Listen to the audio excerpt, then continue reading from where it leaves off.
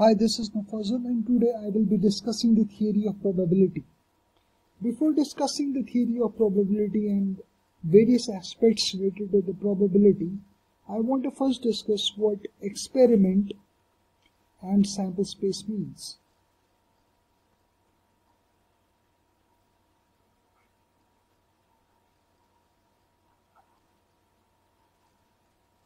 Now, experiment is simply an action that will result in certain outcomes.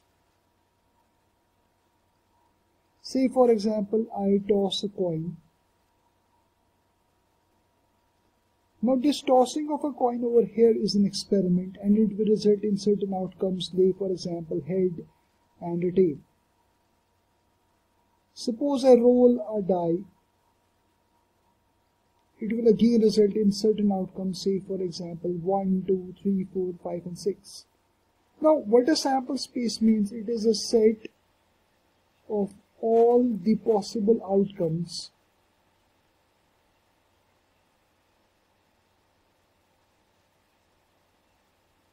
of an experiment.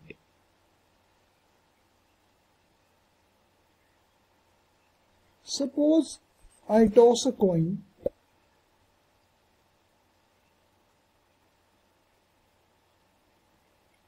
What I will get a head and a tail.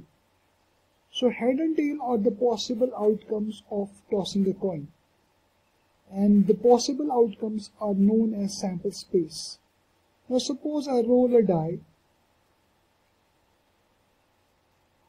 I will get 1, 2, 3, 4, 5 and 6. All these are the possible outcomes of rolling a die. Next I will be discussing the probability. Probability is simply the likelihood of an event will occur. Say for example, I want to get a probability of a head. If I toss the coin once, it means that I will get one head and there are two possible outcomes, therefore the probability is 0.5. From this we get that the probability is equal to total number of outcomes and the favorable outcome.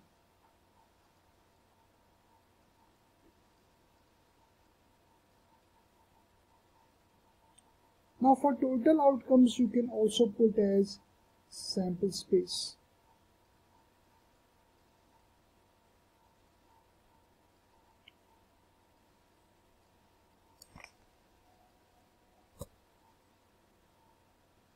Now suppose I draw a card from a deck of cards and I want to find the probability of ace of hearts.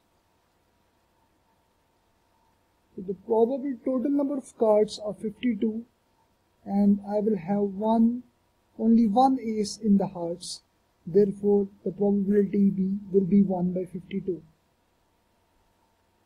Suppose I want to find the probability of queen from a deck of cards. The total number of cards are 52 and the total number of queens are 4. Therefore the probability is 4 by 52. Now I will be discussing the laws of probability. First, the sum of probabilities is always equal to 1.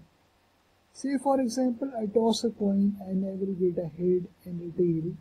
The probability of head is 0.5 and the probability of tail is also 0.5. If I add them up, I will get the total probability equal to 1. Suppose I roll a die, I will get 1, 2, 3, 4, 5 and 6. The probability of 1 is 1 by 6. The probability of 2 is 1 by 6. The probability of 3 is also 1 by 6 and so on. the probability of each of the number on the die is 1 by 6. If I add them up, I will get 6 by 6, then the total probability is equal to 1. Next, law of probability is certainty.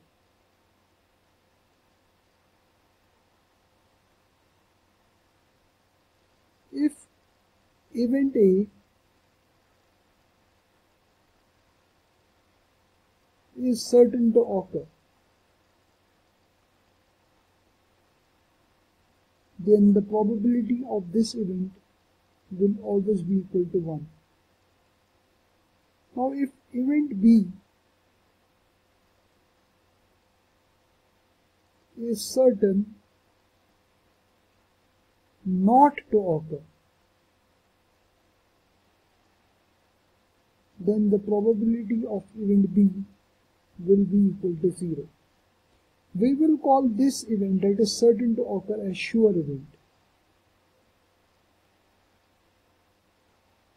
And for a sure event, the probability is always equal to 1. Now we know that the probability can be, for an event can be 0 or a 1. Therefore, the probability of event A can lie between 0 and 1. The fourth one is the complement.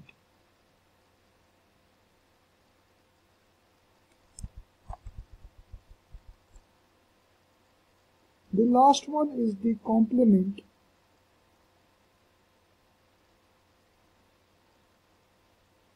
of an event.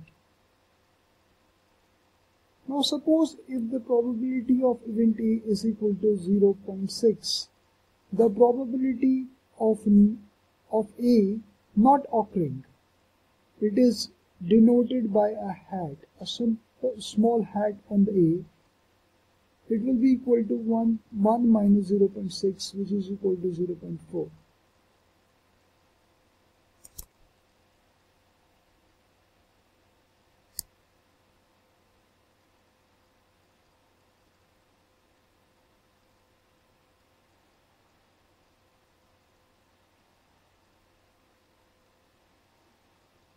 Now I will be discussing the classification of probability. There are three types of classification. One is classical probabilities. Second one is observed probability. And the third one is subjective probability.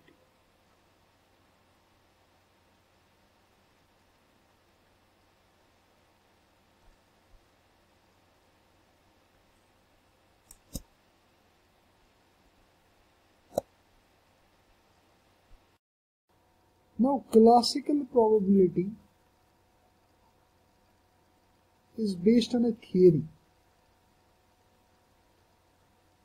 It simply means what the theory has to say. Now, I know that when I toss a coin,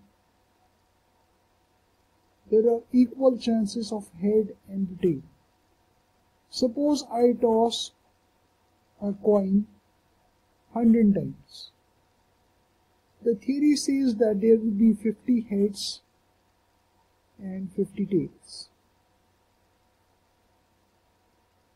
Therefore, we say that classical probability is something that is what would happen. Next, I will be discussing the observed probability.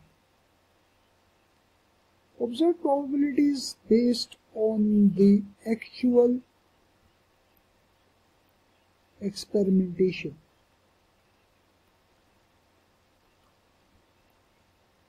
Suppose I tossed, taking the same example, tossed a coin 100 times. While the theory said that there should be 50 heads and 50 tails, but in actual, by doing the actual experiment, I got 80 heads and 20 tails. Now, the observed probability simply means what actually happened. We can get the observed probability only after conducting the actual experimentation. Next is the subjective probability. Subjective probability is based on an educated guess or past held beliefs.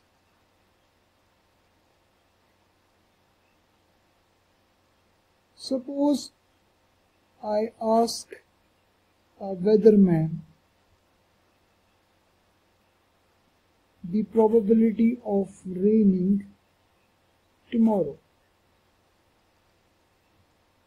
Now, based on his experience, he will say that what are the chances that it is going to rain tomorrow. Such a probability is known as subjective probability.